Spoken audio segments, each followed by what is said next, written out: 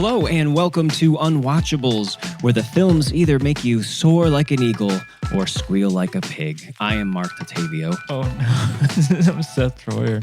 Can you tell Seth doesn't get the intros ahead of time?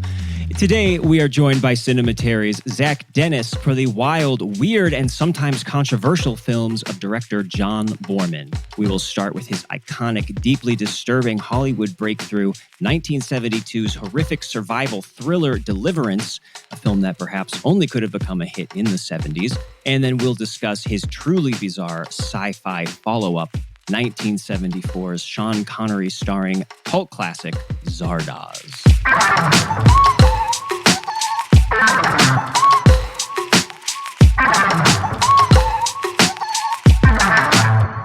Do you like how I said bizarre? I think that's the right way to say it. But our guest today, again, is Zach Dennis. He is one of the founders of Cinematary, one of the longest running film podcasts that is still going strong. Although I feel like, Seth, you should maybe introduce Zach a little bit, since you've done quite a few Cinemataries by now, haven't you? I have. This is the first podcast that would ever have me. I just wrote a little thing, and they were like, "That's nice. I like that." And then eventually, I'm talking into a mic, and it's going into the internet, and I'm on a podcast called Cinematary. I have all these wonderful people in my phone now that I can talk to and listen to in Cinematary world of Knoxville for the most part. I think they're all Knoxville. Although you're not Knoxville anymore, right? No, I'm in North Carolina. That's right. You left. Jeez. I'm the only non-Knoxville person. Yeah. Well, yeah, we've had you and Andrew on, and then we're gonna have Grace on. And Mike O'Malley. Yeah, Michael O'Malley. Yep. And I finally actually went out and met you guys, which was kind of great. I played a show with Andrew, like doing a noise ambient show and stuff. And I met Zach show in person. Oh my God. Wonderful show. And I met you in person. And you know what, Mark? You'll never believe how tall Zach is. Really? That's usually the one thing that people like latch on to. Is I'm 6'3", but I don't know if it's like my figure online or in a video doesn't really like lead to that, but a lot of people make comments that when they first meet me, they're just like, "Oh, whoa, hello." A lot of talk show hosts get that, I think, where you don't realize how I don't know what it is about talking and tallness that go together. Maybe. But yeah, and you were the one person who is on every episode of your now 500 podcast at this point. Yes. You're like Bob Dylan of the band Bob Dylan. Yeah, I'm the Bob Dylan of Cinematary. I don't know if I want that title though. But yeah, no, we just hit 500 episodes in May. We had a big like screening. We screened the Grand Budapest Hotel and had a big celebration. We were in the newspaper. We were on the local TV there. We had like a 15 minutes of fame for a while.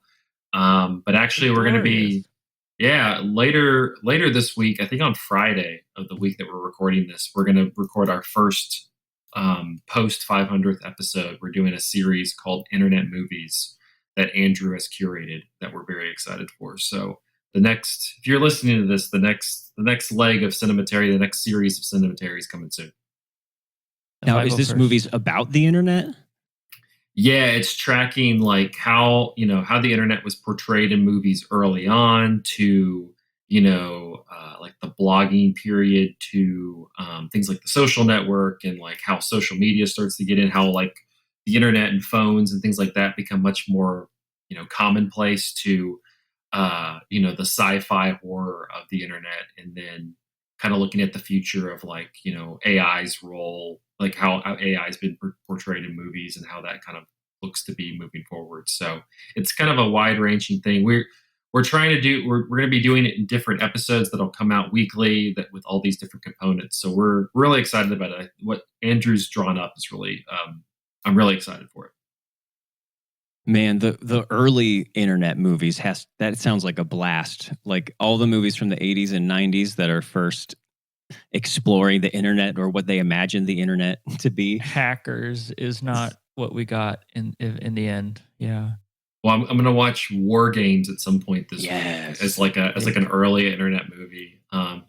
That's what's so crazy is that like the internet was this military property, and so like War Games was like when War Games came out, like Ronald Reagan was the president, was like all excited about the future of the internet because of War Games, because he's like that's what the internet is.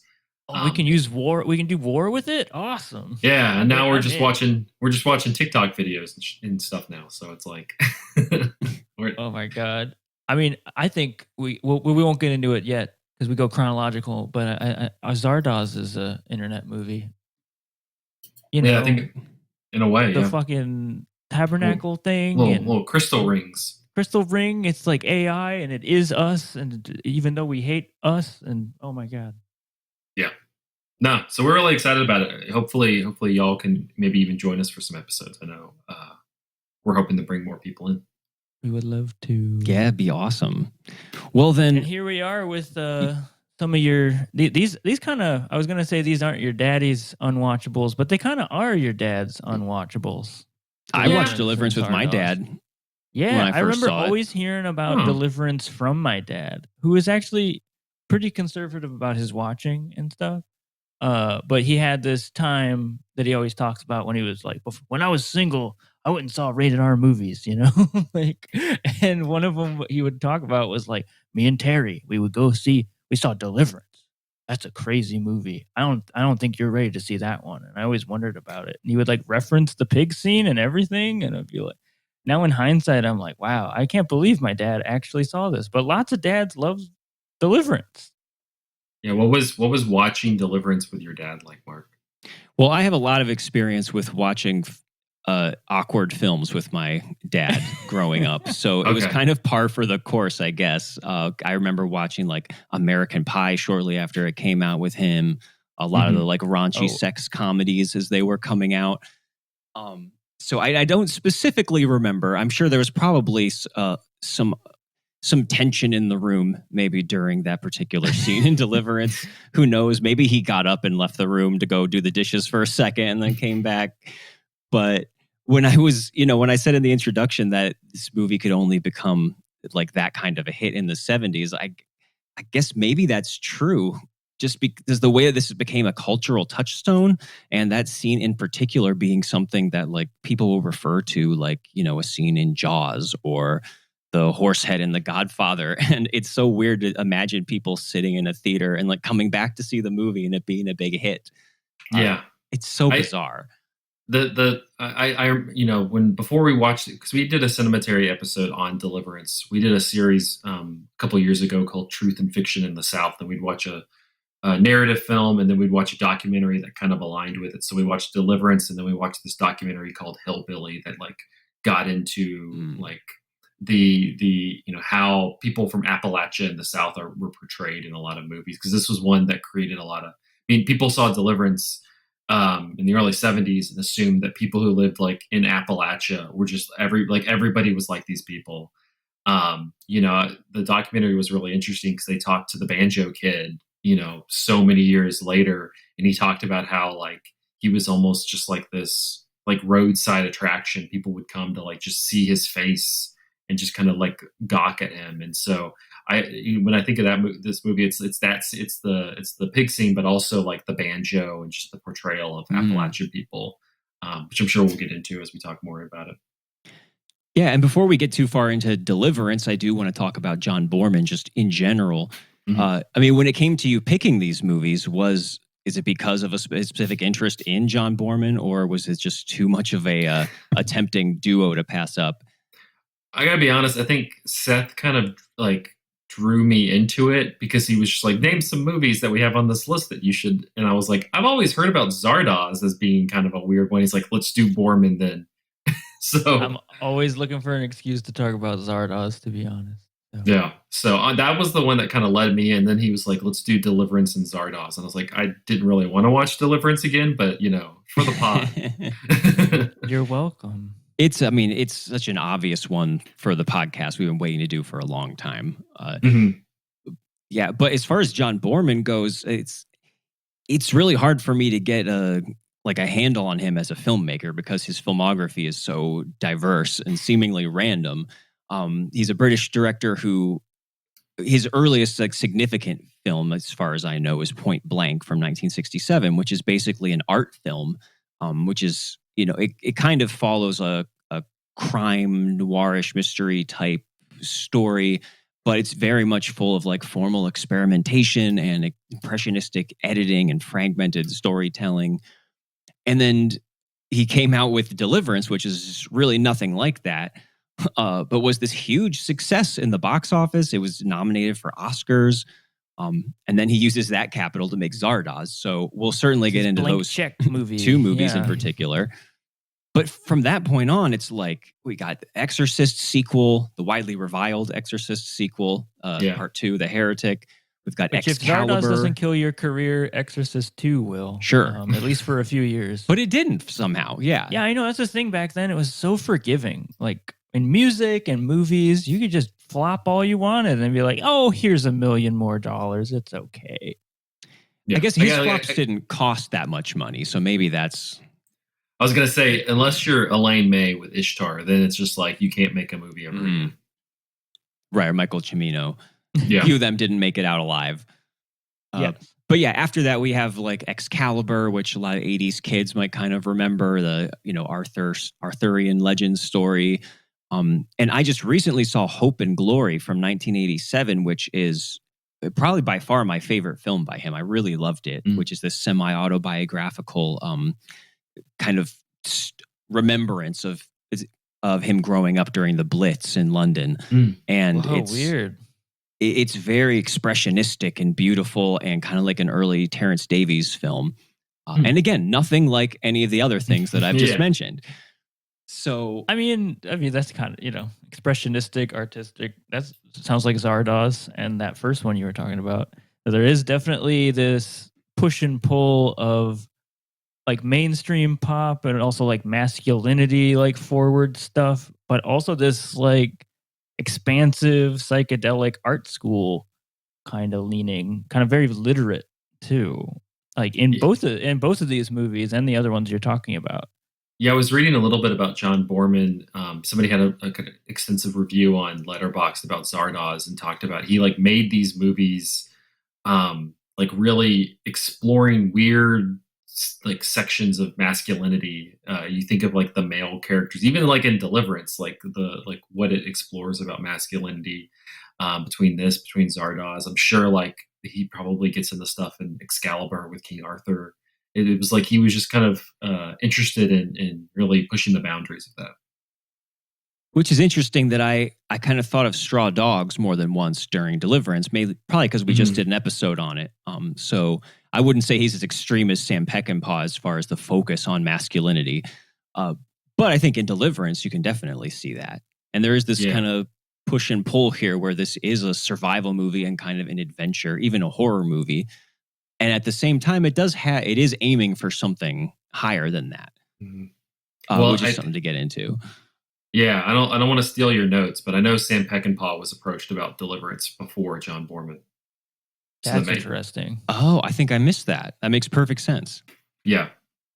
Which kind of, when you watch it, you're like, this, like, you could see where Sam Peckinpah would be comfortable in this world. Mm-hmm. Yeah, I can only imagine him making it even bleaker than it is, which this does still, like, wind up feeling like a great adventure movie that even my grandpa would like, sans the one big scene, right?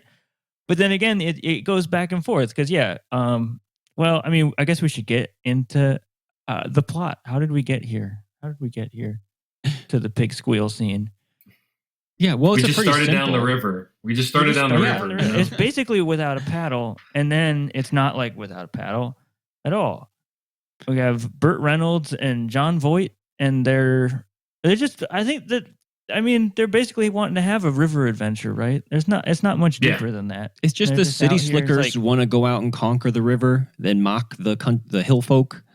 Mm-hmm. Yeah, and there's an interesting kind of, I don't know, maybe not yin and yang or anything, but yeah, there's a relationship between John Voight and Burt Reynolds' character, where Burt Reynolds is like almost like this Paul Bunyan, like larger than life woodsman guy. He's got a bow and he can shoot fish with it and eat them, and he just is, you know, busting everybody's balls as they go through the wilderness. And John Voight is maybe well, this was a adaptation of a book, and I assume he feels a lot more like the analog for the more literary, maybe the author or something like that, where he's more about like following, almost in a Jack Kerouac, Dean Moriarty kind of way. He's like following this muse, this wild guy out here, and he can't quite keep up, and not even sure if he like even wants to.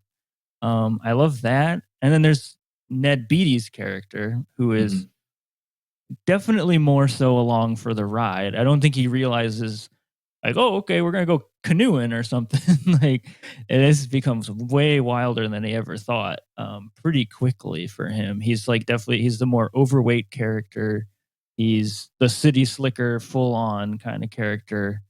And he's definitely never seen some of the folks that they run into early on in the movie, which are these hillbillies, for lack of a better word, you know, which he calls them. And that's really kind for really how they're portrayed here. Yes, they are like almost subhuman in how they are portrayed. It's like very over the top. Ned Beatty's kind of like people you would run into in the South, especially like, you know, here in North Carolina, but even in like Georgia, who like they went to like the University of Georgia or the University of North Carolina or something like that. They were in a frat. They're wearing like a golf polo shirt all the time. Adventure's not really in their blood, but I think like the idea of it is he's just kind of like, oh yeah, this sounds good. It'll be, you know, a weekend with the guys, beers and you know, insults, and we'll have a good time. And then there's the guitar guy, who's just there's the fourth guy who carries around a guitar. Don't really get to know him very much, and he doesn't last particularly long compared to everybody else. Yeah. Can I say one note that I love about Burt Reynolds is I don't know what you would describe his outfit, but the like vest that's like mesh and sleeveless. It looks like he's like in Mortal Kombat or something. I don't know what that outfit is, but I mean, I guess it works for the character that he's playing. It definitely shows off his inhumanly large arms and biceps in this. But I didn't quite realize like how thick this man was and muscular until I saw him in that shirt in this movie. Yeah. But this was his breakthrough role and apparently Ned Beatty's feature film debut too. And what a debut. Crazy. I feel like I've heard over the years him a little bit like ruining the day that he was so associated with this movie and that scene. And it's kind of hard not to. It's almost amazing that he is associated with other things.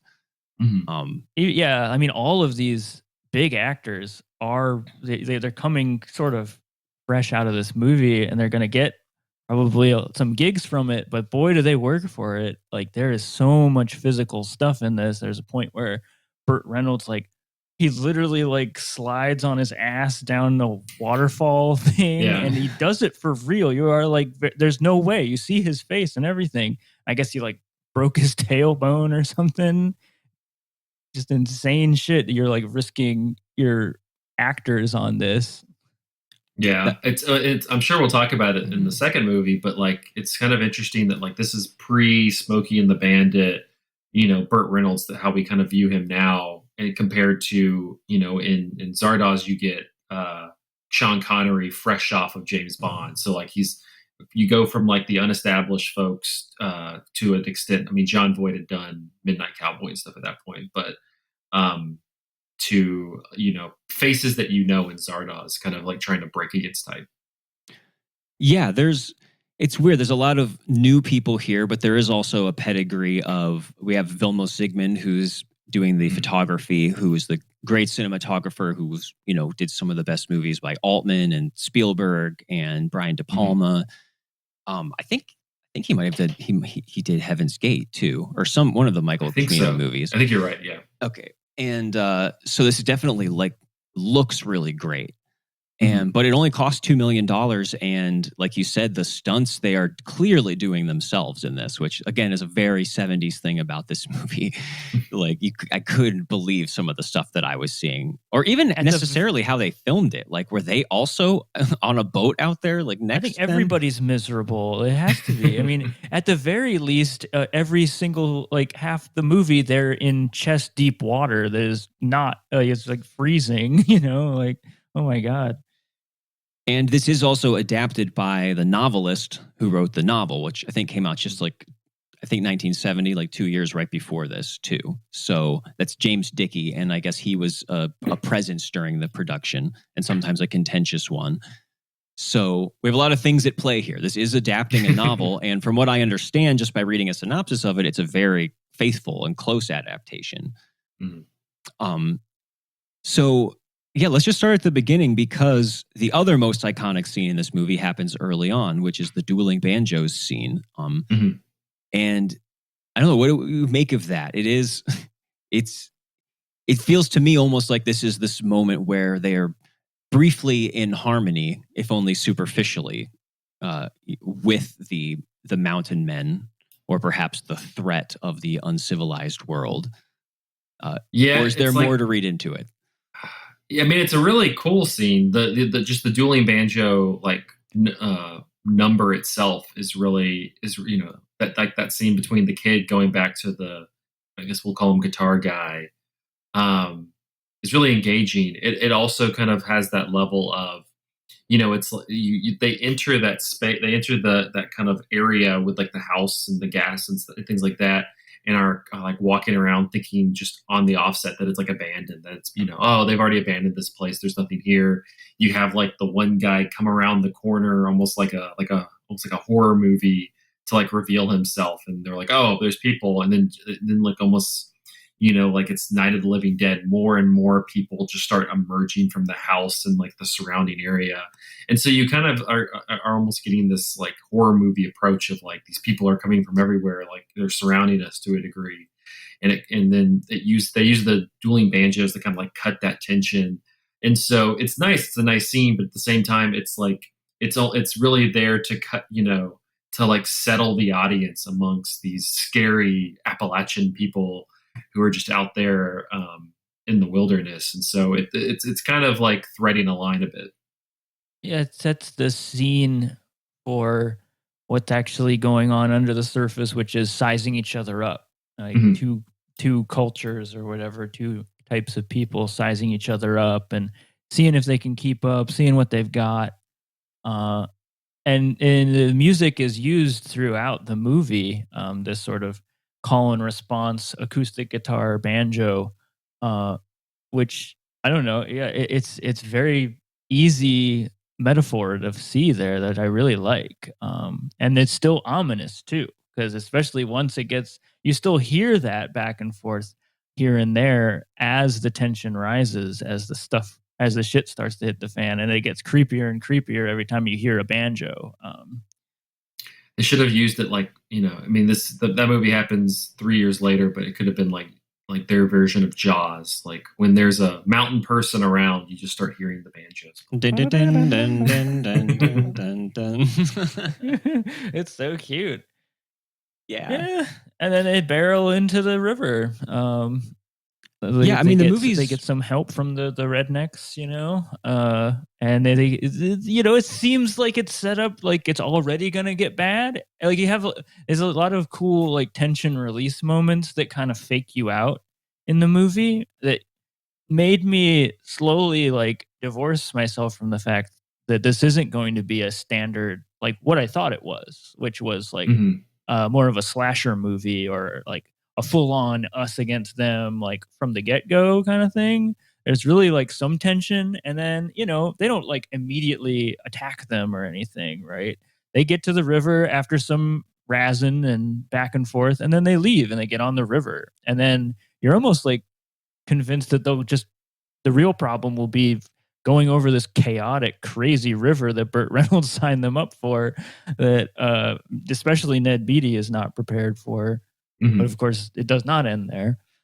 Well, it's almost like they use them I caught on to this more the second time viewing it. Is they almost use them like in this horror element where you kind of they're on the river. You see these trees. You don't really see through the trees. You're kind of like they're constantly like watching. They're like something's going to happen.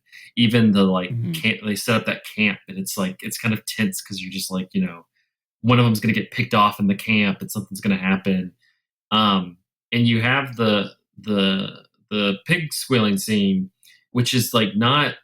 It's very long scene. It kind of like meanders and then just like the thing happens, but it doesn't feel like there's a tension built up, but it doesn't feel like it's like leading you along. And then from there on out, it's very much just like what I think is really impactful about the movie is it never is like these people are following them. It's more they're psychologically thinking that they're being followed and being hunted, when that's not really the case at all. Yeah, up until we get to that scene, I mean, it's pretty straightforward. Honestly, it reminded me a lot of the Texas Chainsaw Massacre throughout, which I think like fundamentally, which came out a few years after this, but I think these do have a lot in common just when it gets down to the nuts and bolts of it, of, the people wandering out into the wilderness. I think maybe this movie has even more in common with that movie than it gets a credit for, or maybe it's trying to do more.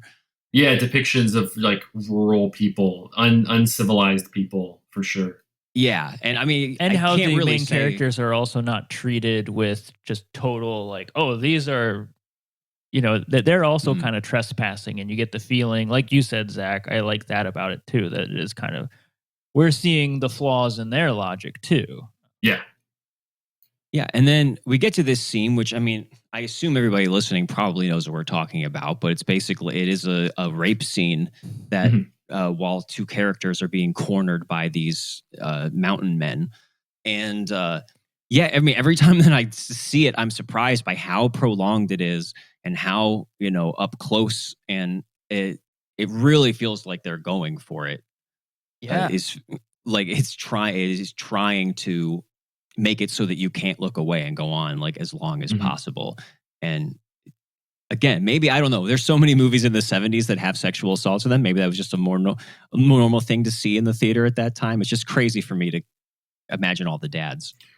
Well, you think about like people's response to that, and I wonder, because the actual like act of the assault happening is somewhat like not off screen, but it's like in that kind of background, and you're focused a little more on the John Voight character who's tied to the tree. And it's almost just like because the scene's so prolonged, the uncomfortableness and like the response to it is just, to your point, like it's such a prolonged sequence. You're kind of just like, I just want to get out of this. I want to get out of this. And you're almost, yourself's kind of squirming, just like not wanting to be here any longer because of just even after Burt Reynolds and the other guys show up, like it's still like you're just in this space for so long. You're just like, I want to get out of here. I just want to get out of here. Right. Yeah, and it's not graphic. It's just so about his humiliation and degradation. I mean, he is stripped naked. He is made to squeal like a pig. Like he crawls around and gives the guy a piggyback ride. And the lead up is so haunting because you really, I mean, even from a 70s perspective, if you're seeing all this graphic content happening, and we're still like, it's so much more often aimed at women, right? In these movies, like we're so much more likely. There's still like, I don't know, can probably only count them on one hand the scenes that involve sexual assault against a male, right? And you find yourself like, no, it's even though he's naked, it's not going to go there, right? Like it really like sets you up. Like, no, they're not allowed to do that, and it really isn't, which sets you up for a very realistic feeling of how it would be to be John Voight witnessing this, right? It's just like he cannot believe, and no one, like him and Ned Beatty can't believe. Like that's the whole thing. It's just can't believe that it happened. That it's happening to them. You're kind of like, oh, he's going to get like shot or something, like that type of violence is going to take place before like a assault happens.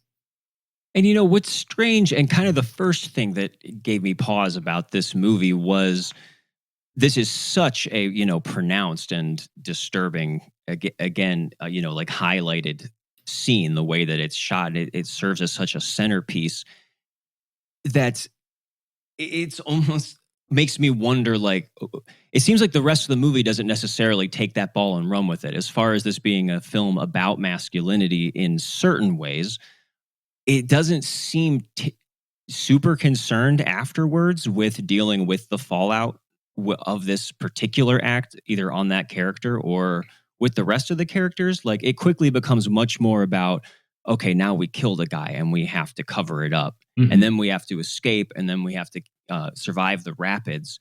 It seems almost strangely like unconcerned with the metaphorical import of that happening. Yeah. Like, why?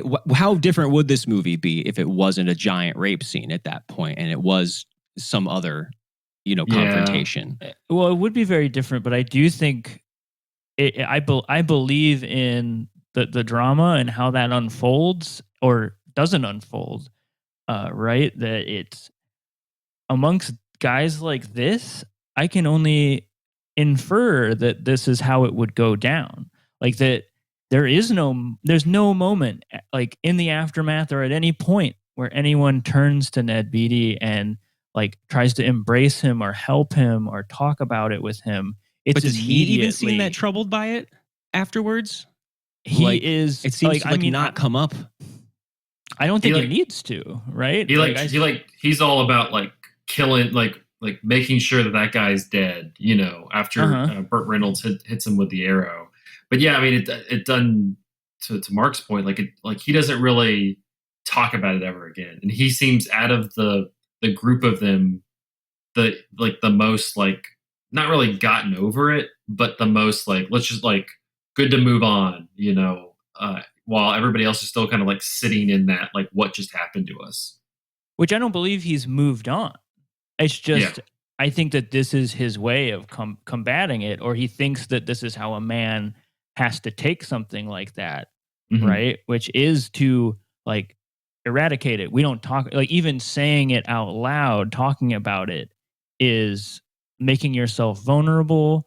And it's like, it feels to me implied that the other characters, if they were to bring it up, it would be, it's like they're almost doing him a service by trying to forget it immediately the second it happens, which seems just true to this kind of masculinity of like, don't get too close to me, man, or like the total, very homophobic, very hands-off kind of masculinity, right?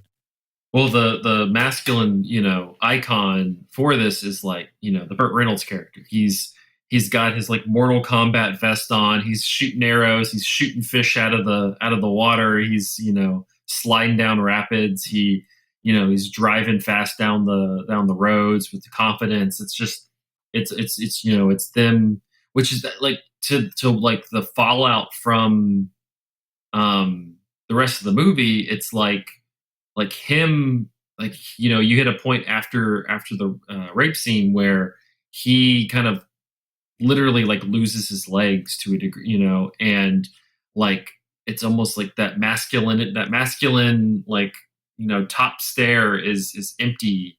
Now it's cry. Yeah, we see him cry. The whole rest of the movie, he's just completely out the rest of the movie, pretty much. And I think Ned Beatty's character is like that's the kind of ideal he's trying to keep up with, because he's just like, this is the alpha of the group. Yeah, I guess I would have liked maybe more of like a scene that actually was dramatizing how they are avoiding it, as opposed to me, it plays more like Ned Beatty's character is just kind of sidelined, and the movie isn't particularly actually concerned with him at all, just as a subject, Yeah, and I actually don't think any of the characters really are that explored really that well or differentiated outside of Burt Reynolds obviously being the macho archetype, which I do appreciate being sidelined for sure. But I mean, it's Jon Voight who is kind of the one who's played against him or trying to emulate him, where Ned Beatty is just kind of like a very minor character. Well, and Don't you John feel Voight's like the one who has to step up, once Burt Reynolds goes Right. down. Yeah. he's what we got? Yeah, I mean, but not to harp on it too much. Don't you feel like there's a little bit of like a Vine swing connection to the end of Ned Beatty, right? If we jump to the end of the movie, we have him basically. It's like almost like not he's saying it without saying it. I feel like when he leans into the car and says, "I'm not going to see you for a while." You get the idea that he is never going to speak to John Voight ever again. John Voight sure. is a link to this, not only for his own sanity, but like if anything, like there's a potential of John Voight talking about this and everything like that. It's all about silence, which for me, yeah. It's silence with, what happened between the friends. It's silence with, the local authorities to like, we got to get our story straight and get out of here. Right. It's, and then like the last scene when John Voight's character is in bed with his wife, it's like that's going to be the rest of his life, is just like having these nightmares, creep up on him. And, God only knows who he is as like a man or a father or whatever for the rest of his life because of the effects of what happened on this trip. Mm-hmm.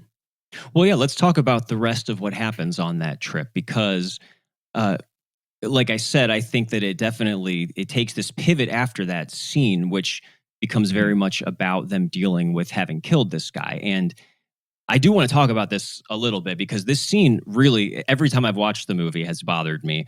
And it's kind of the hook the whole rest of the movie hangs on, which is this decision that they feel like they have to get rid of this guy's body and keep everything a secret. And it's also a very long, important scene with a lot of reasoning from Burt Reynolds, where, I don't know, he keeps throwing out reason after reason. First of all, he seems to be under the impression that the family of a victim can be on the jury of a trial. He's very adamant that it's you want to go to a trial where his sister and his cousin are there in the jury. Yeah, well, that's just being hateful towards, it's these inbred Appalachian people, like we're in this area and like, the family's probably like the whole county's made up of the family and etc. It's just kind of it's playing into those preconceptions we talked about earlier. Yeah, and he also seems to think that what is a very clear cut, case of self-defense against a totally off the grid, like feral hillbilly rapist is somehow going to be the trial of the century that is going to like swallow all of their lives. And then there's also a point where he says, well, what if the other attacker who escaped goes to the police? And he's like, you idiot, what's he going to say to the police? And then I'm like, well, which is it? Is it that the attacker can't go to the police or you can't trust the police? It just feels so contrived to me that it never stopped bothering me for the rest of the movie. And there is one moment when Ned Beatty does say, when he casts his vote, he kind of sheepishly says, I don't want this getting around.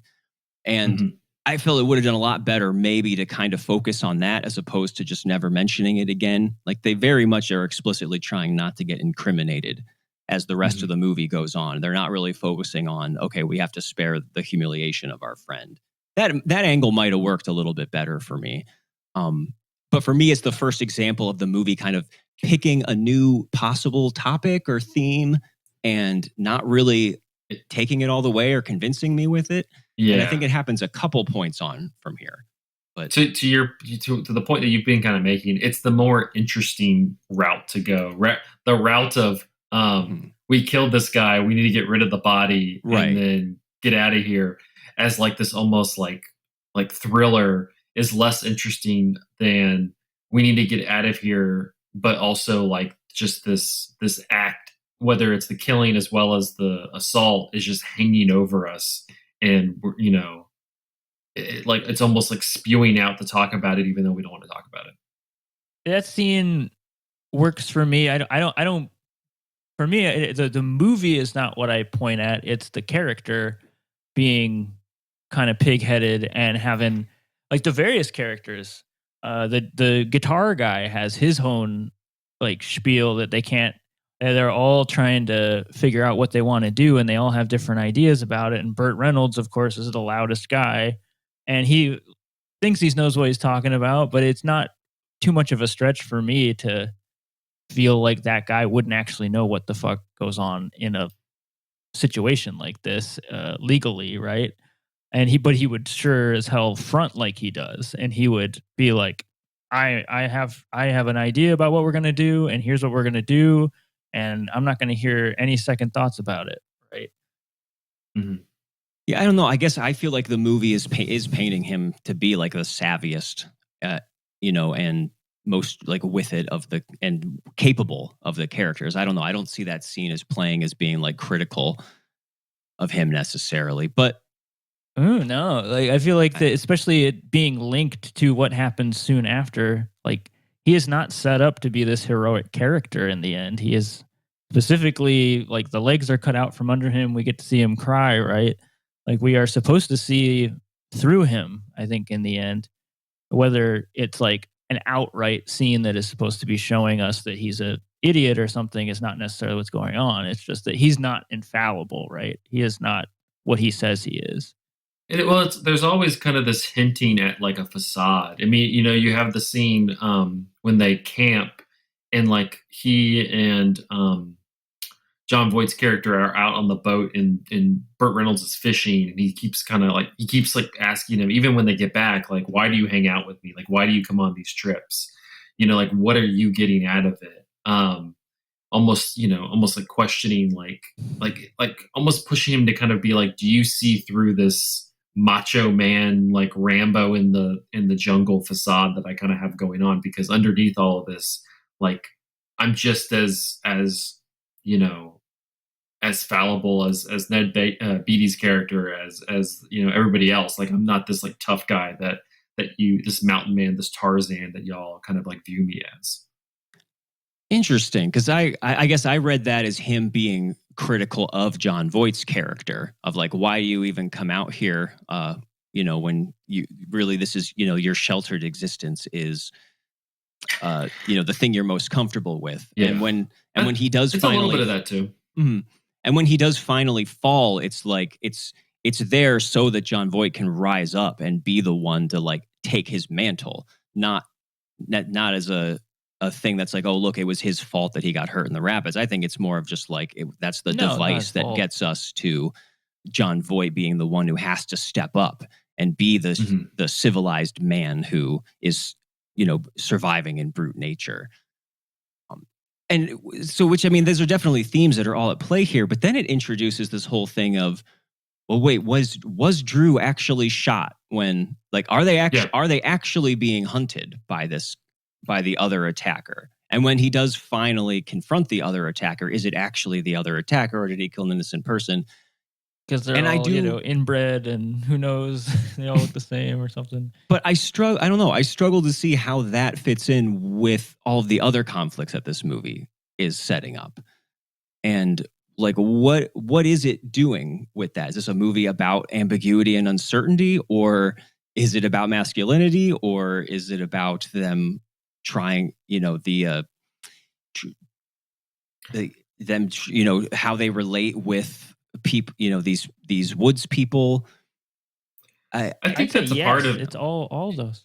Yeah, I mean, I think the I- like the kind of yeah. psychological warfare to a degree of like after, when they're just on the boat and they think he gets shot and they're like hiding out and he's like climbing a damn mountain to like go and like take out the guy. And it's like it's this the push and pull that we've seen from the beginning of the movie, of these city people who are coming into the woods, taming, to a degree, like taming the land. Like the opening credits of the movie this company, clearing out all this land, all these trees. Like, that's the reason why they're out there in the first place, is like, this river's about to be polluted by, I forgot what the company, like, this like power company, like or whatever, that's going to be out there. And so like we have one last chance to like tame the land. It's very much this like man versus nature type thing. And because these people out in the mountains are like, out there in the wilderness, like, they are not as civilized, they're not as sophisticated. They're trying to take our power, take us down because we're from the city. when in all actuality, like that's just kind of in their head, and what's beating them up is just it's just nature. Like they keep talking.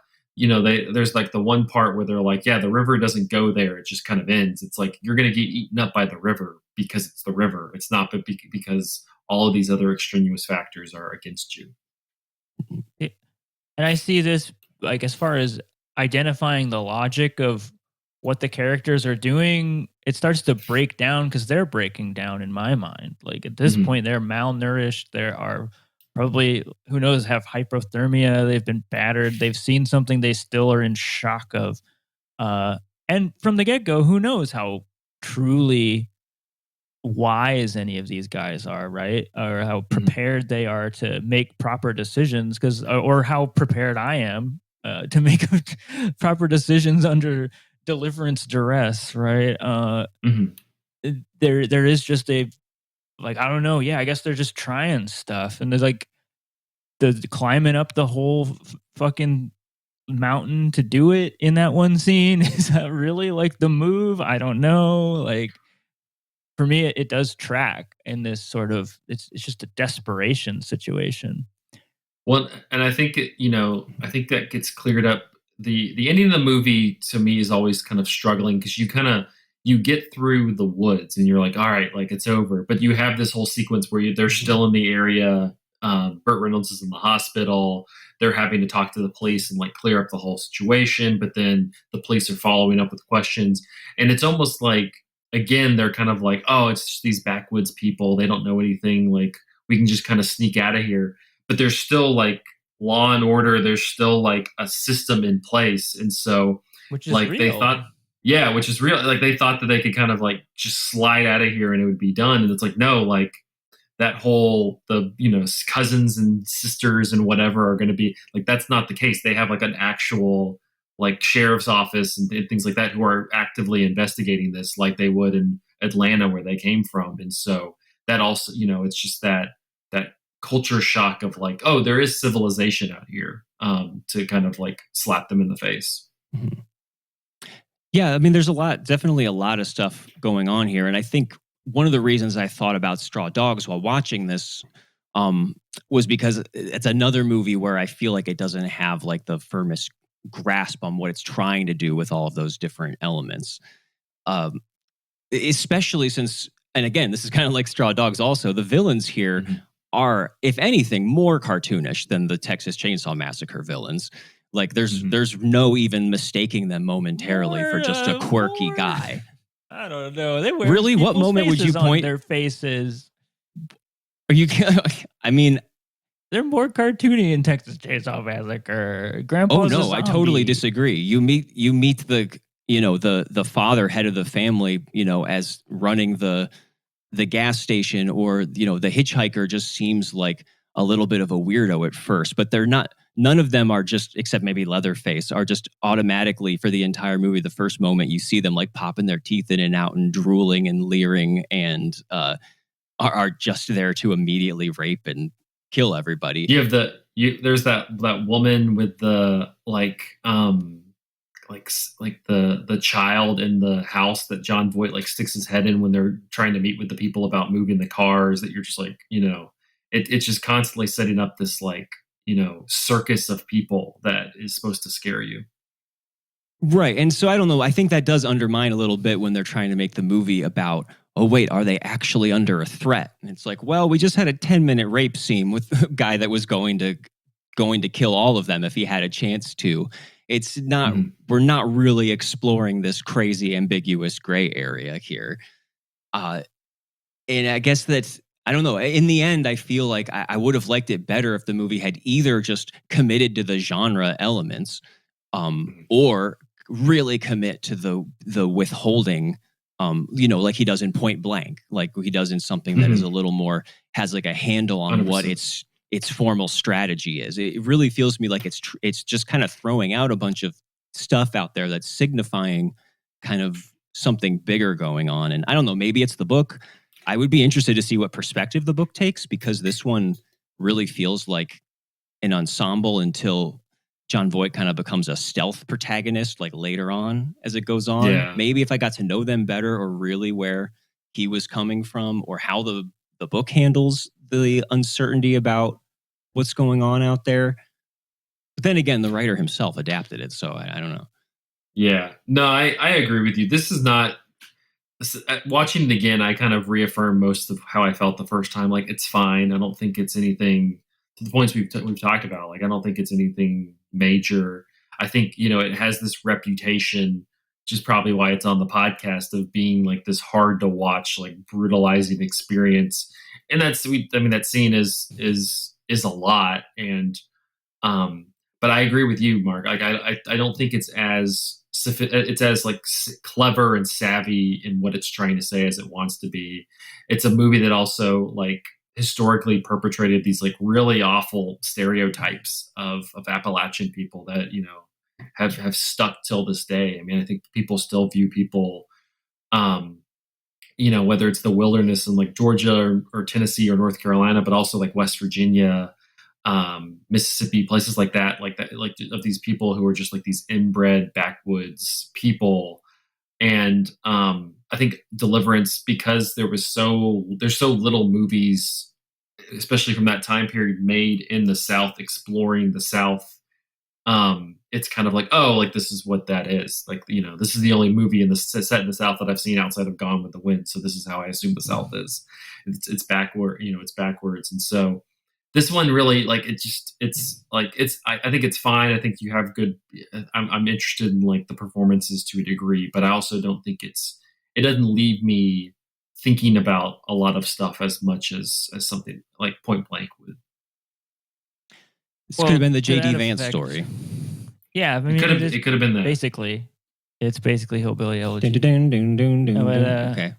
I mean, to that effect, just to push back one more time, I guess I would just say that the from the beginning, we are kind of tricked, I think, that this is more coming from the perspective of the characters, the fear of a lot of these people. Like, sure, initially they're kind of rude or whatever, and like some of those guys at the beginning are a little rough, but they're not like the specific two guys that do what they do. There's only those two guys that do this. And I don't think there's really a suggestion that like this is normal and all pervasive. Like, even when they get out, they have this dinner with these people that set them up, and they are, still kind of hillbilly-ish people. They just are normal, and they're sharing corn and they're having small talk and everything. And it's kind of a nice scene, actually. So for me, I think it winds up going deeper, that there is just the potential for darkness in this place, and they ran into it. I would like to see Ron Howard's version of this. Sure. Yeah. I would not, but okay. Oh, I would. If you like the French. Well, we do like to declare if we would unwatch a film when we are kind of wrapping things up, and also give you guys a chance if there's anything else that we didn't bring up before we move on to the next one. I think I've pretty much said my piece on it. I do feel like the pretensions keep it from being either like as thrilling or even disturbing as it could be, or fun if you're, want to go into the adventure aspect of it, which I think there's nothing wrong with that. It just feels muddled to me in a way that comes off as shallow, as opposed to the art film that it's aspiring to. But that is also kind of a minority opinion, given its reputation. But it's kind of another straw dog situation with me, except I'm glad they didn't try to suggest that Ned Beatty was enjoying his assault. So points for that. But Seth, you want to take the next one, and then we'll let Zach have the last word. Yeah, I mean, I guess I'm a little bit of a Deliverance diva. I'm into it. I think I just really appreciate and don't get hung up on a lot of the dead ends, or whatever you want to call them, pretensions, because I feel like, for me, it winds up feeling a lot like Cormac McCarthy, for like obvious content and aesthetic, but also the nihilism, just it is kind of stuff happening, and it's just kind of happening, right? Like, these guys do things because of it, and what you're left with is not necessarily this a grand design. I don't think that the author is like behind. I think he is trying to capture something more natural than that.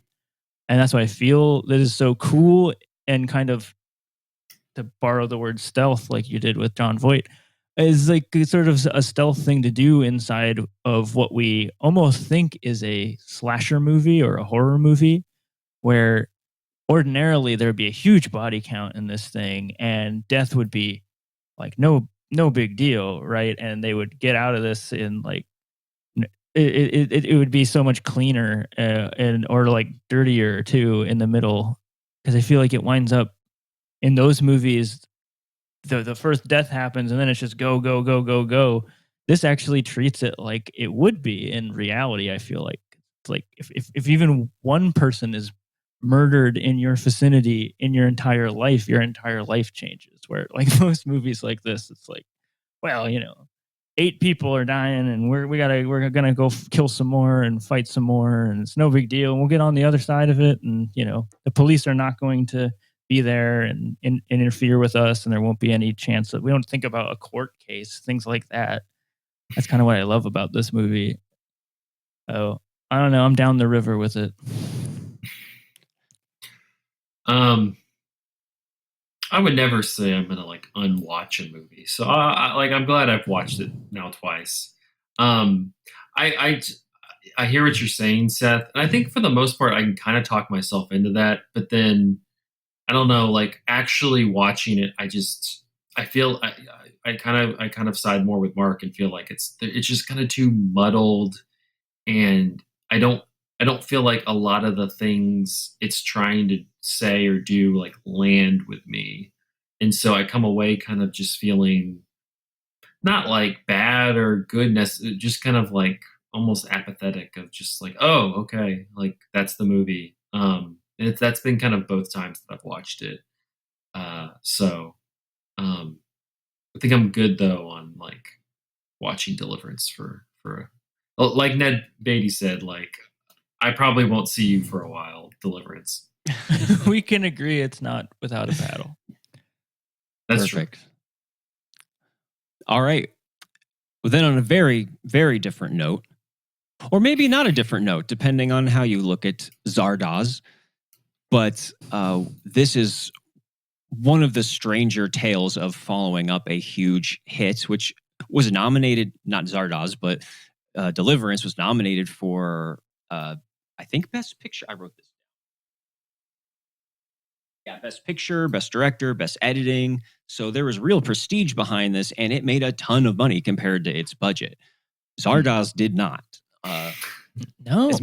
And he apparently, it kind of makes sense that he was developing this, or he came up with this after he was trying to develop a Lord of the Rings adaptation for United Artists. So yes, he was one of the many failed mindset. 70s Lord of the Rings movies. Yeah, didn't work out. And so we kind of have a little bit of Tolkien, a little bit of the Arthurian quests here, a lot of like sci-fi, fantasy, dystopia, utopia. Very, very ambitious. And yet the budget was slightly less than Deliverance's. I believe it's 1.57 million. It's pretty insane when you watch it. Yeah. Which is why it probably didn't like destroy his career, because it just like it made its money back, which was a pretty modest task to do. But I don't know, there is a lot of the set design and costumes in here does feel a little bit like they were raiding a Spirit Halloween to kind of get everything together. Some parts, yeah. Costumes are wild in this oh movie. My God, I mean, yes. Like the only thing I knew about the movie was the like orange diaper bandolier thing that Sean Connery wears. And then you get into the movie and you're like, that's not even the weirdest thing that people are wearing in this movie. Yeah, there's just like pieces of cloth. People are like topless, like for large portions of the film. It's just a very loose movie. Well, it has a he's almost like in a thong or something. Sean Connery, we see a lot of him in this. He's so hairy. They did want to get Burt Reynolds for this, but Burt Reynolds didn't make it for this one. He dodged Zardoz. I think he would have been. Let me just start it out. I think he would have been better for this role than Sean Connery. You can definitely feel like even just in Sean Connery's like facial hair, like it feels like they just want Burt to be here and he's not. But it's from what it sounds like, Sean Connery was very gung ho and excited about this. Like he wanted to reinvent himself, and this does feel like a brief moment, probably very brief, as in right after this, he was probably like, "All right, let's go back to what I do."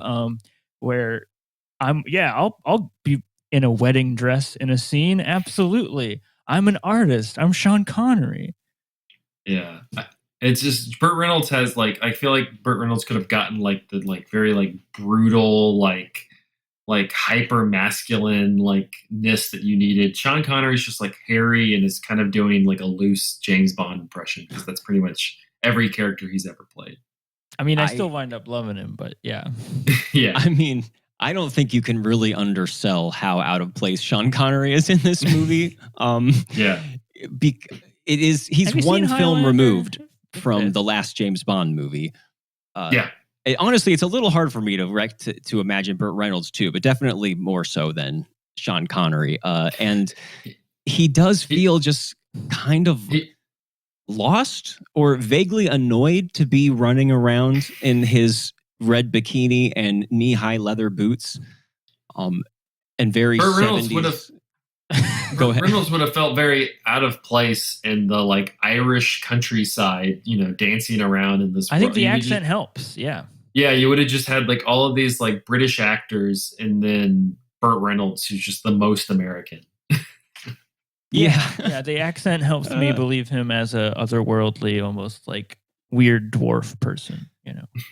Yeah, maybe it would be more so if it wasn't, the Sean Connery Scottish brogue. It's very hard for me to separate that from the rest. I wish I had a better impression of him, but and he's also doing this kind of caveman syntax for a lot of the movie too. It's very bizarre, but yeah. I'm an exterminator. There we go. Thank you. Yes, the bikini Zardoz. is becoming, is it not? The bikini. The penis is evil. Tell me more about the erection. There's a lot of talk over it. Well, man, Zardoz, what's it about? Well, I mean, my God. If you're trying to formulate, what is it about? Do you have an hour? Tell me. Yeah, please tell me. I'm the guy in the Gumby shirt here. I'm ready to go. I am a Zardoz. As Mark might have guessed, I'm definitely a Zardoz disciple. Unfortunately for Mark. As long as you can just do the synopsis in 30 seconds or less, go. I can't do it in 30 seconds. No way. But I mean, your first clue into here, if you haven't seen this, is the cinematographer was the same cinematographer on 2001. Boorman was a big fan and a friend of Kubrick, and I think this is his kind of aiming at a weird zeitgeisty Kubrick 2001 kind of thing, right? Which this does have. It's before Star Wars. This is 74.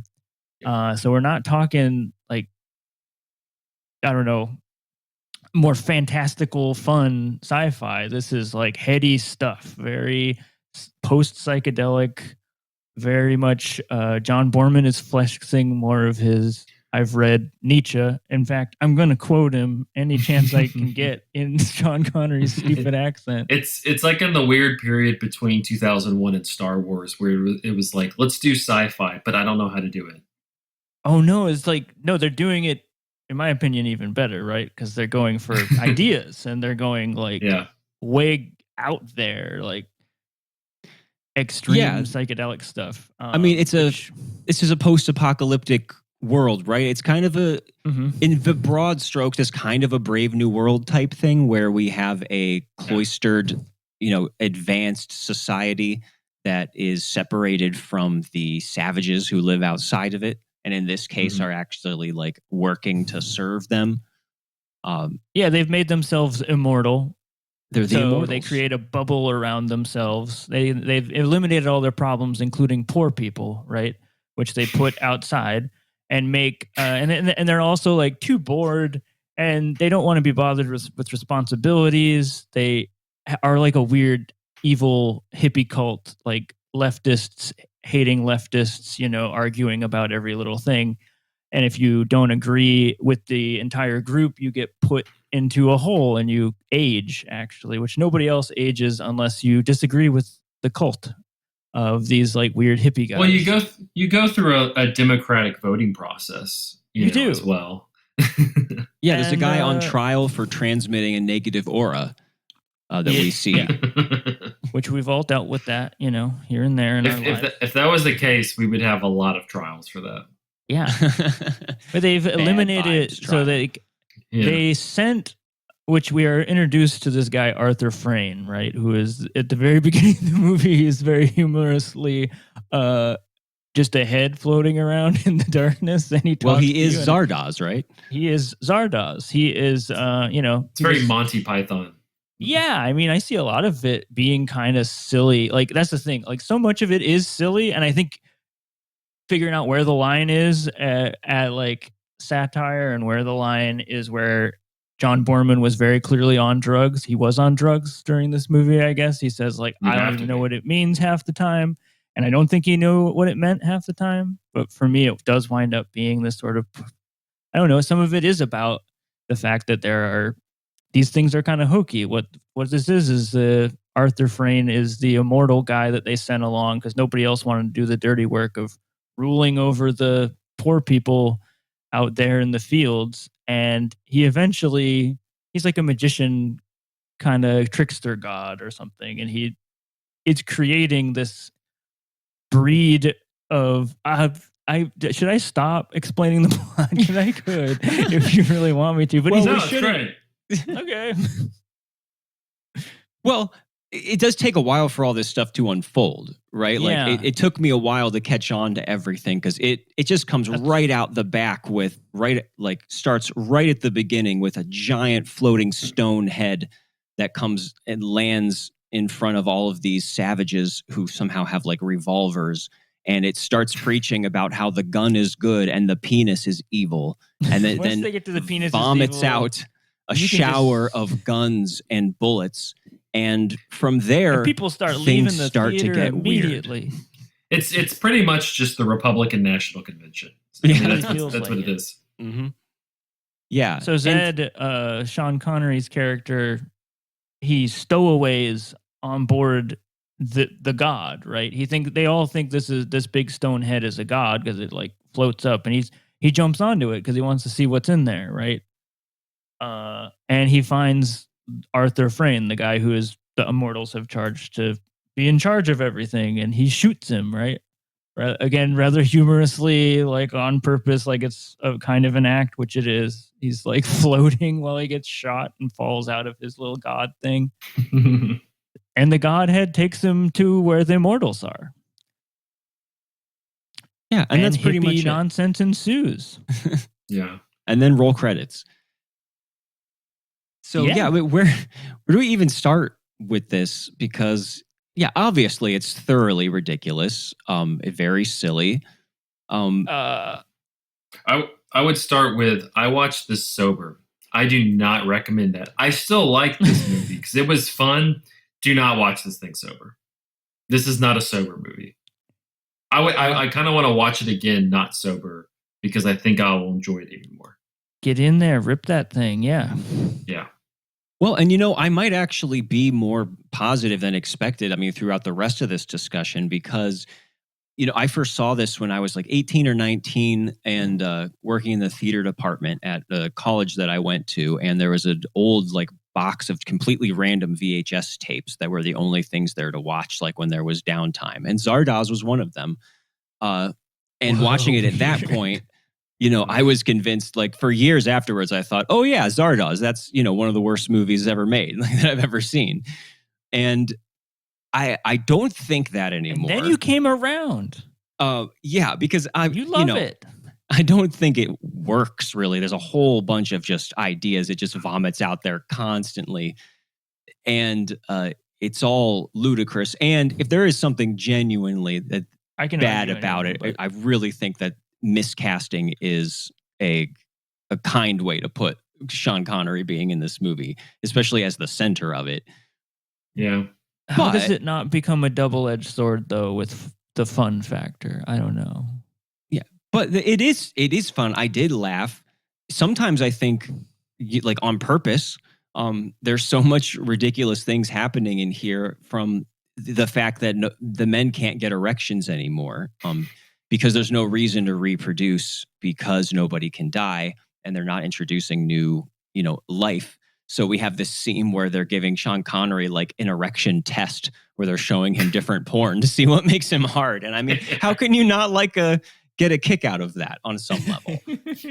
The only thing that works for him is Charlotte Rampling, who is just absolutely drop dead Sure. gorgeous in this movie. Outrageous. Only thing that works for me too. Yeah. I don't believe that actually. And there are some actual interesting ideas, right? So the way that these people kind of end up wanting to die because they're so bored from their lives and being immortal, that they're punished by artificially aging each other, but not getting to die. So the way that in the end they're kind of wanting to just find a way to off themselves is kind of interesting. And I did laugh, towards the end of the movie, when I think they do get their mortality back somehow, and they're being attacked by the army of the Brutals, and they're just like gleefully yelling, "Kill me! Kill me!" Yeah, they're psyched. Yeah, stuff like that. It does hit on the wavelength. It's a gleeful massacre. A gleeful nihilism, yeah, for sure. Yeah. I also looked at this as it's like a heaven and hell situation. Like hell is where the Brutals live. They're stuck on hell, and so then they escape hell to get to heaven, and heaven's just really bored, and it's just like, yeah, this is like, let's just burn this whole thing down. Like it's getting really boring. I think there's a lot of ideas going, but I do think the concept of heaven being so redundant and life sucking and boring, that finally they're just like, nah, this sucks. Like, why would you want to be here where every like wildest dream like you could accomplish, because we've just gotten to this point where we can't get erections and we're just bored. So just burn it all down. I'm like, yeah, I think that's kind of a concept of like the afterlife that I'm like, that makes sense. Like you couldn't just do that for eternity. It would get boring. And I can admit it's ridiculous. That's one of the many adjectives I can throw at it, including like wonderful.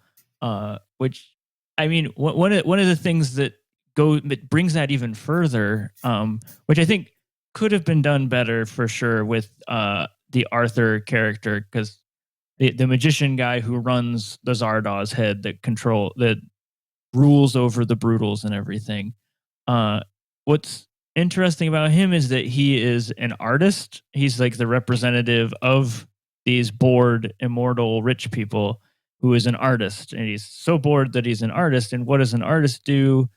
He reflects back what the desire of his people are, which we slowly realize he creates Zed, Sean Connery's character, to basically be more superior. Like basically it's just like they're a big fish and they want to create a bigger fish that can finally eat them, which they create Zed, and he goes in and he does destroy everything.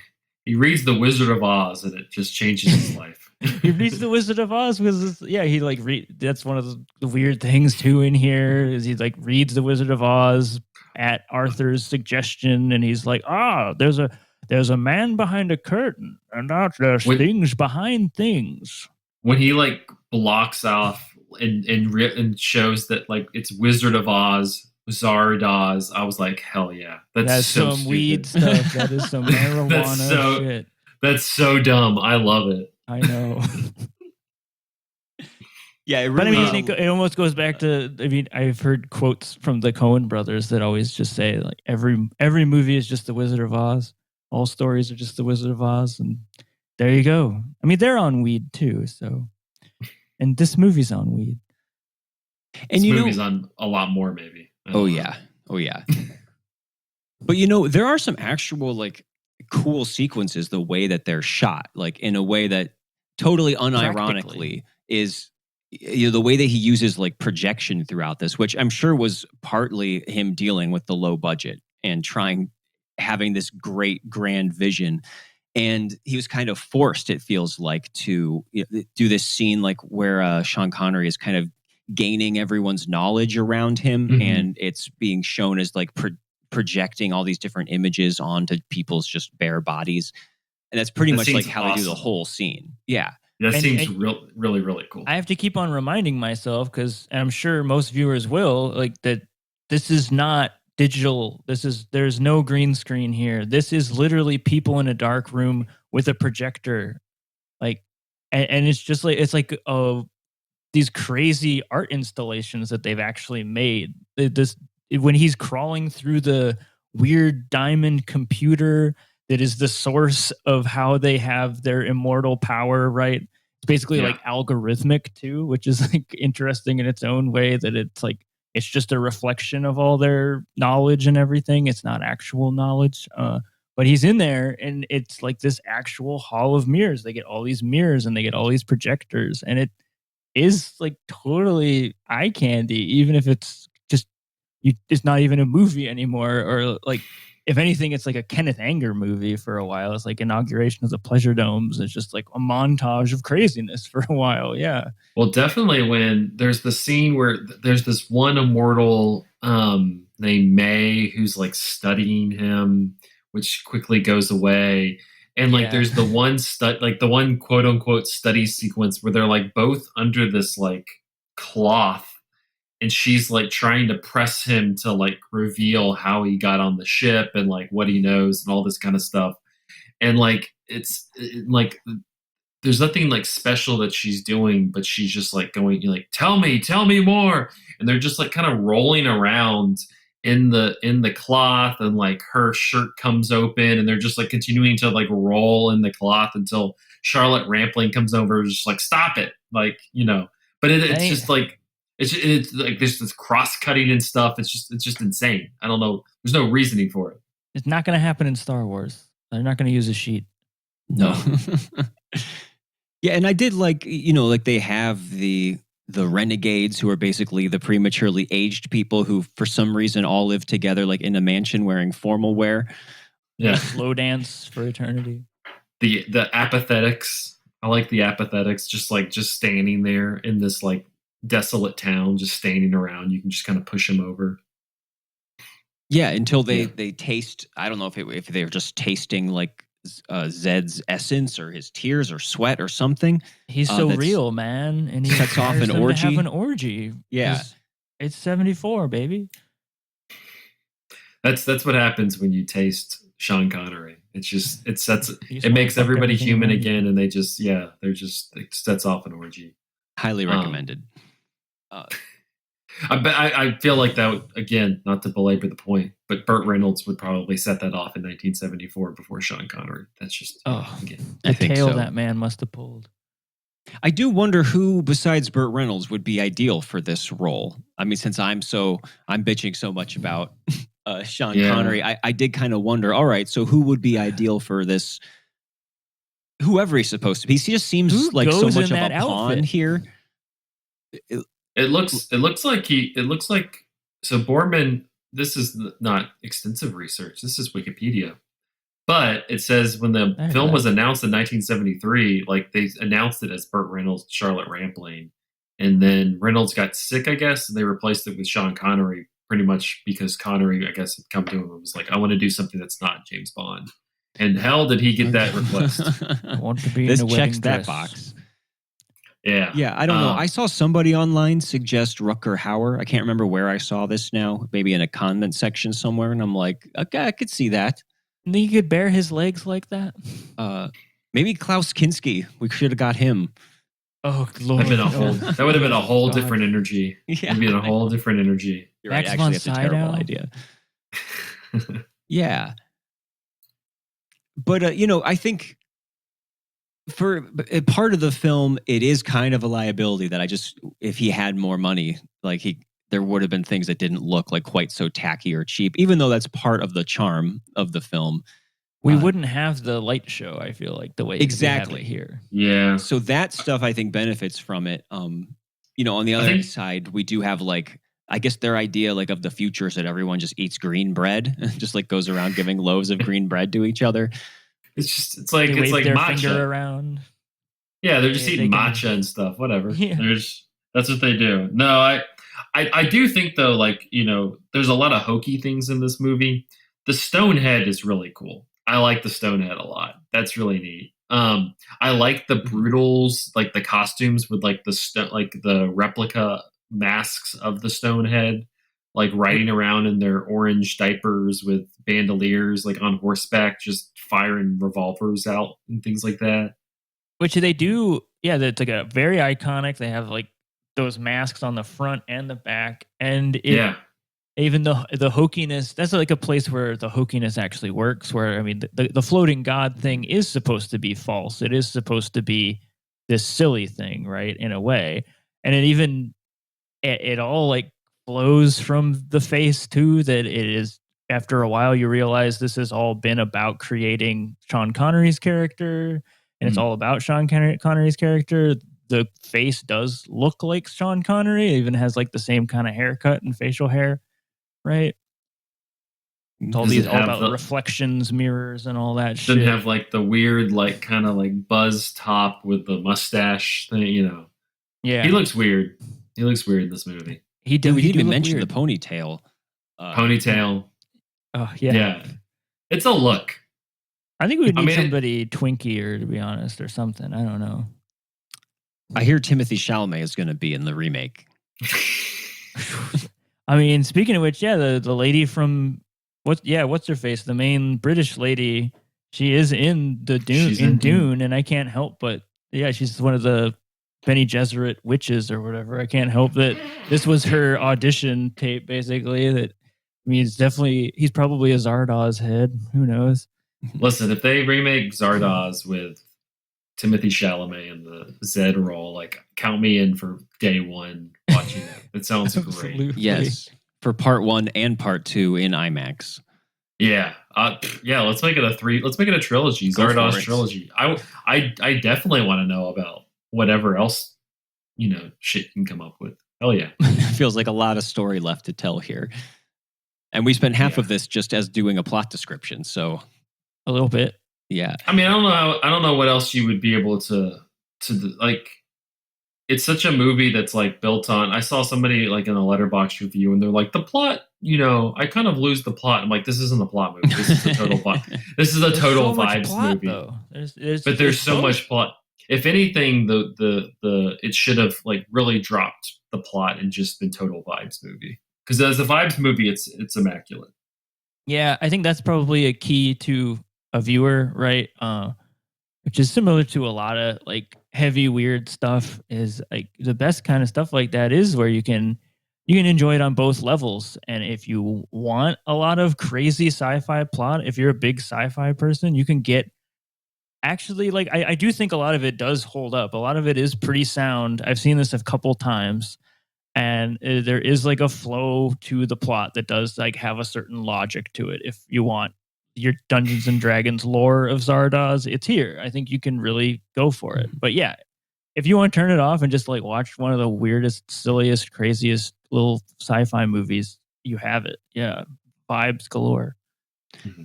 Yeah, that's almost what kind of makes it hard to talk about like at length, because you really could kind of pick out any 10 minutes and be like, that's Zardoz. And if you want like a lot more of that, then that's the vibe that you're going to get. And yeah, really the best thing I could say is that, I was like entertained and didn't like hate it this time. And compared to something that he would eventually do like Exorcist 2, which actually is like an all-time like atrocious disaster, it really does make you appreciate something like this that at least is an interesting curiosity. Yeah, I can see it. I think, with the knowledge that this, like he tried to put together an adaptation of Lord of the Rings and then like pivoted to Zardoz, like that makes sense. Like it's this feels like a loose Lord of the Rings-esque kind of thing where it's just like, it's a lot of ideas. It's a lot of things floating around. You're going to have to land them somehow. Zardoz doesn't seem very interested in necessarily landing them. It just feels like at the end we have to blow everything up, which I kind of respect. That is the mission. Yeah. It's the mission. I don't know. It's a lot of fun. I also don't have like any like hard cut, like really want to dig into this point, because a lot of it is just like, you kind of dig into it and you're like, that doesn't make any sense. And that's the majority. Well, what does it? I don't know. I feel like I keep on coming back to, I can make it make sense. All right. Well, please, like, then like do that. I don't think it's, what are your questions? What's going on? I've been trying so hard to explain to you what's going on. That's a whole other podcast, really. I'm this floating head in the darkness trying to explain Zardoz to you. Yeah, I need to be sat down, have a drink, and just be like, all right, like just explain this to me like I'm 5. I could do it. I'll leave my number in the YouTube video, and you can call me. Anyone can call me, and I'll talk to you about the questions you have. Which I did read somewhere. I don't know if it was real or not, but that Sean Connery was originally approached by Boorman to be in like a part of the Lord of the Rings thing first, when they were talking about Lord of the Rings. And Sean Connery was like reading up on it, and he was like, I'm not sure if I understand this Lord of the Rings thing, actually. And yet somehow here he is in Zardoz, which is a whole lot more intense plot wise, and that's harder to follow. That's the power of not wanting to do any more James Bond. That's what it does to you. And then you do Zardoz, and it immediately reverts you back to maybe James Bond isn't that bad. And Boorman cocaine, and apparently the executives he had on his side, which nobody wanted to make this movie. Like from the get-go, it sounded like, go figure. Yeah, I know, not a stretch at all. Although you always hear these things, right? You hear this from, to go back to Star Wars, you hear this from George Lucas, is the classic thing. Is like, everybody thought I was crazy. Everybody said I don't know what these Wookiees are all about. And then I said, I'm a billionaire now. And Zardoz, it was one of those stories. And actually, he had like the same thing as Lucas, where he had one executive who came in at his behalf, and he was like, you know what? You want to work with Boorman? You're going to do what Boorman says. And this kid knows. I don't really understand it, but it's going to go places. And it didn't really, though. Well, except with me. The fact that they kept it on such a small scale probably is what saved him. So he really should owe them like a debt of gratitude for that, because it wasn't big enough to, bankrupt a company like One from the Heart or any of these other examples that we could point to of movies that ruin people's careers. He was kind of able the boy gets away with go on after it. Yeah, like you can make back 1.5 million if you try hard enough. And you still made your passion project a little bit. You went out on a limb and made something pretty wild. Yeah, you got away with something. It's a very it's a top tier blank check movie. Yeah, absolutely. Even sometimes the blank check doesn't even have to be that much. Yeah, it's more like they wrote a number on his blank check, but said, okay, but spend it however you. I think honestly that's more inspirational. It should inspire filmmakers to be like, I can make my passion project too. Like, just be like economical with it, so then I can get as weird as possible. But as long as I hit the line, like I'm good to go. Get a projector and get some naked chicks in a dark room, and it'll look awesome. There's a lot of naked chicks in this movie. It's true. This is 70s to its bones. Yeah, not even like gratuitous nudity. It's just like, oops, like my shirt's down, but we're going to continue to like play out this scene. There's a room where just all of the walls are glass with naked bodies like laying behind them. Yeah. Which is eventually explained, but not for a long time. Yeah. That's where they grow the fetuses, I think. So see, it does all come together. Yeah, if you cut all the penises out of Holy Mountain and got it actual distribution, this is what would have happened, I think. Sure, everyone would have been happy. But yeah, so I'm not. Do you guys have any more questions? I'm not wholeheartedly recommending it. I think you've got a pretty good idea from us talking about it, whether this would be your thing or not. But, if I think about something like Excalibur that he did a few years later, which I haven't seen in a while, I don't remember a lot about, but my impression was that its hokiness was in a much more ordinary and kind of boring way for me. And I definitely was never bored during this. So this has the courage of its like wacky convictions. And that's why I would prefer something like this over that. pretty much. I kind of anything. wanted to watch that just off of the basis of I'm like, hey, if it's got some Zardoz to it, like it might be a good time. Yeah, I actually Yeah. haven't seen it. I think I would dig it. Yeah, maybe I'm misremembering. But anyways, everyone go see Hope and Glory. That's the one I'm going to stump for. Nothing at Okay. all like either of these That's the movies. moral of all of this. But seems to go under the radar sometimes. So, did we do it? Did we leave any stone unturned with Zardoz that anyone wants to flip over?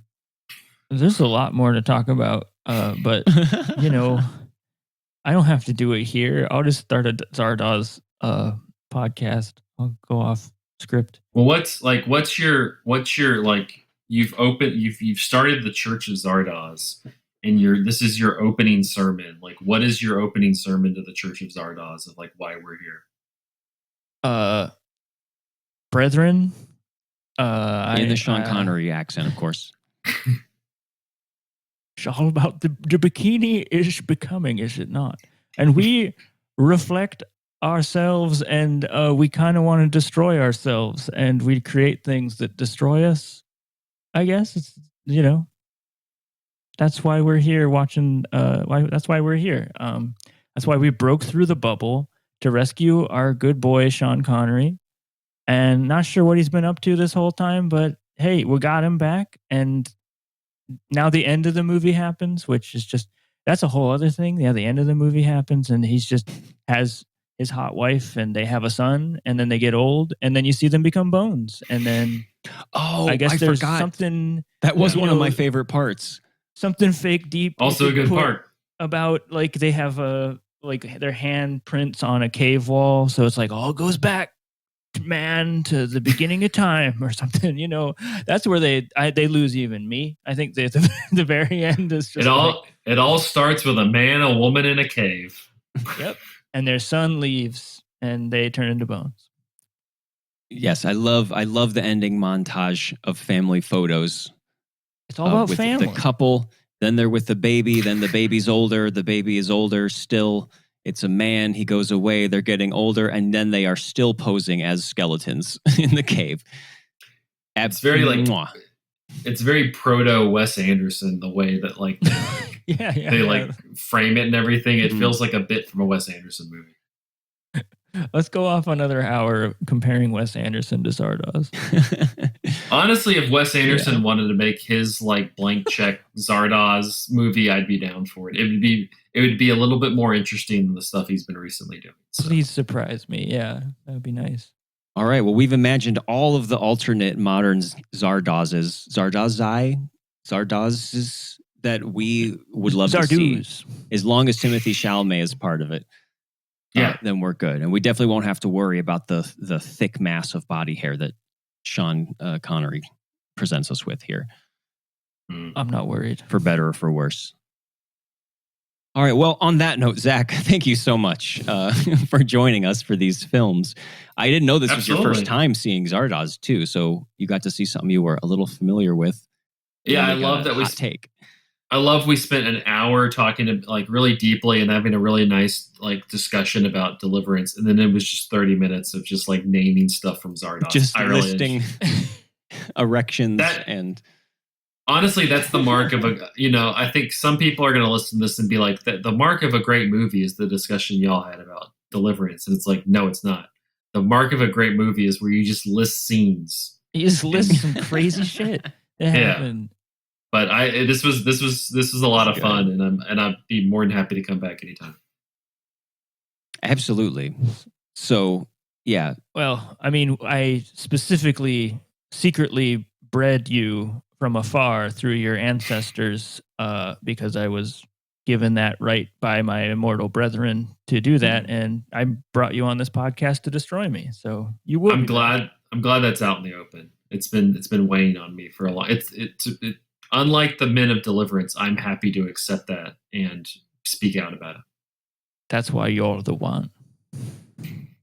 And is there anything you want to talk about as far as, like, I know you were talking about an upcoming series. Anything else you wanted to tease or advertise for the Zach world? Yeah, no, just check out Cinematary. We're doing now for our Patreon, which you can do like a $5 or $10 a month thing, but you also just have like $1 a month. And if you join our Patreon, we're doing movies we saw this month. On the old Cinematary, we would do movies we saw this week. And so we did our first one last month. That should be free to everybody. That's just Michael, Andrew, Grace, and myself talking about movies that we saw in June. We'll be doing the same for this month. So that's something to check out. You can find it on the website as well as patreon.com/cinematary.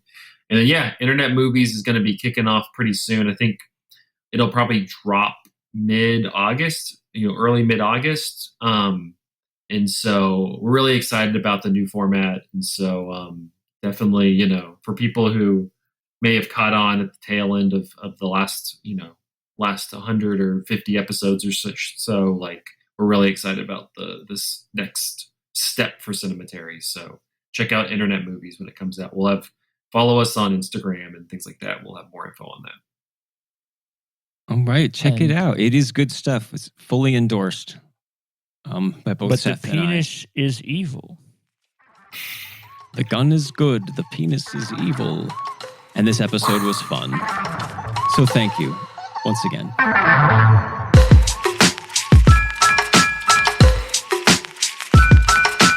Unwatchables is produced by Tony Scarpitti, hosted by me, Mark Dottavio, and Seth Troyer, with artwork by Micah Krause. You can find Seth and I on Letterboxd under Mark Dottavio and Sloth Troyer. You can also check us out at unwatchablespod.com for links to our Twitter and Instagram, or support us on Patreon for bonus content and to have a say in what we watch. Thanks for listening.